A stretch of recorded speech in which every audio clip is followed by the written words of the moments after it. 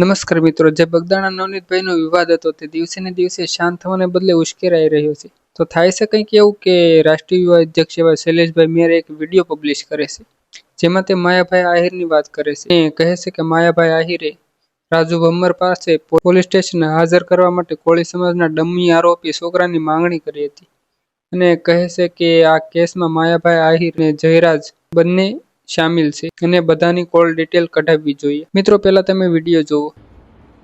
Police સ્ટેશનની અંદર હાજર કરવા માટે માયાભાઈ આહિરનો ફોન રાજુ ભમ્મર ઉપર જાય છે અને તેઓ કહે છે કે મને કોરી સમાજની અંદરથી છોકરાઓ આપ, જેથી આ જે બનાવ બન્યો છે તે વધારે ઉગ્ર ન બને, અને એના માટે રાજુ ભમ્મર કહે છે કે મારે બોરડાના કોરી સમાજ સાથે સંબંધ સારો છે, એટલે હું આ ગામમાં ના કહી શકું, પણ હું આપને અન્ય ગામમાંથી છોકરાઓ કરી આપું છું, એમ માયાભાઈ આહિર રાજુભાઈ ભમ્મરને વાત કરે છે. આની સાથે રાજુ ભમ્મર, માયા આહિર, જયરાજ આહિર બંને બધા જ લોકો આ કેસ સાથે જોડાયેલા છે.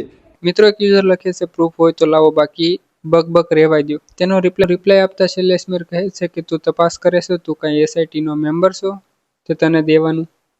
નેક્સ્ટ અપડેટની વાત કરીએ તો મિત્રો, યુવરાજસિંહ જાડેજા મોદીજીને ટેગ કરીને એક ટ્વીટ કરે છે અને કહે છે કે નમસ્કાર નરેન્દ્ર મોદીજી. નમસ્કાર નરેન્દ્ર મોદીજી. સ્વાગત છે ડાન્સિંગ રોડના પ્રણેતા એવા ગુજરાત પાટનગરના દહેગામમાં. નરેન્દ્ર મોદીજી, ગુજરાતની ધરતી પર આપનું સ્વાગત છે. સોમનાથના સ્વાભિમાન પર્વ ઉપર આપ ઉપસ્થિત થયા એ હર્ષની વાત છે, પણ તમે જે કહેલું ને કુછ દિનો તો ગુજારીએ ગુજરાતમાં, તો આજે અમે પણ એટલું જ વિનમ્રતાથી કહીએ છીએ કુછ દિન તો ગુજારીએ દહેગામમાં. વાઇબ્રન્ટ ગુજરાતની વાતો સાંભળીએ છીએ, પણ અહીં તો વાઇબ્રન્ટ રોડ નહીં, વાઇબ્રેટ થતા ડાન્સ કરતા રોડ જોવા મળે છે. ગુજરાતના પાટનગર ગાંધીનગર જિલ્લાના દહેગામમાં રસ્તા એવા છે કે ગાડી નહીં, માણસના હાડકા પણ સંતુલન ગુમાવી દેશે. વિચારો મોદીજી, પાટનગરની આ હાલત હોય તો તાલુકા જિલ્લાની કેવી હશે? તમે કહો છો હું ખાતો નથી, ખાવા દેતો નથી, પણ તમારા નામે ચૂંટાયેલા નેતાઓ અહીં બધું ખાઈ જાય છે. રોડની કપચી ખાઈ જાય, રોડની સિમેન્ટ ખાઈ જાય,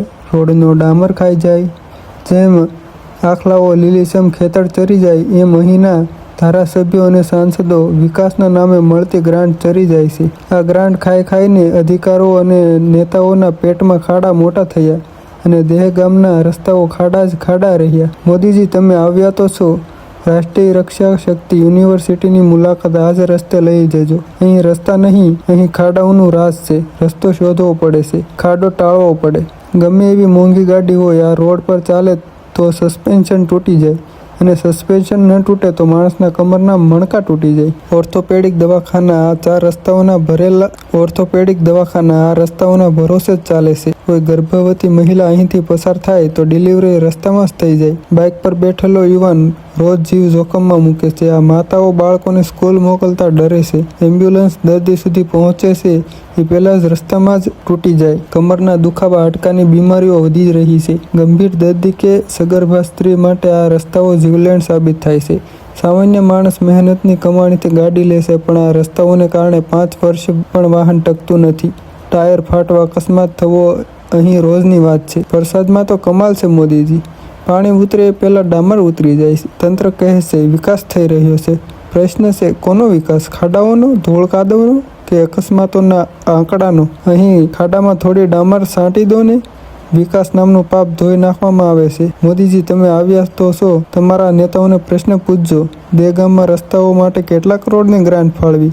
એ ગ્રાન્ટ ક્યાં ગઈ? કયા કોન્ટ્રાક્ટરે કામ કર્યું? ક્યાં અધિકારીઓએ બિલ પાસ કર્યું? મિત્રો, તો બસ આજના વિડીયો માટે એટલું જ રાખીએ. જો વિડીયો ગમ્યો હોય તો વિડીયોને લાઇક કરી દેજો અને ચેનલને સબસ્ક્રાઈબ કરવાનું ના ભૂલતા.